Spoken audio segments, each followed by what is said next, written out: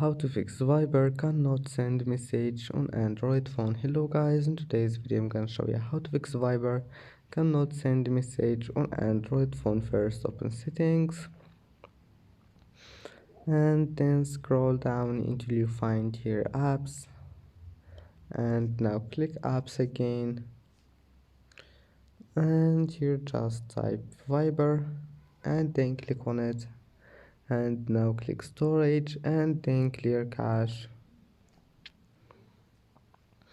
And now just go to data usage and check all of those here. Maybe you'll find something here disable it, then just enable it, and go to permissions and allow all of those permissions here, and that's it. After that just go back and try again and your problem must be fixed. And that's it for today's video. Don't forget like and see you in the next video.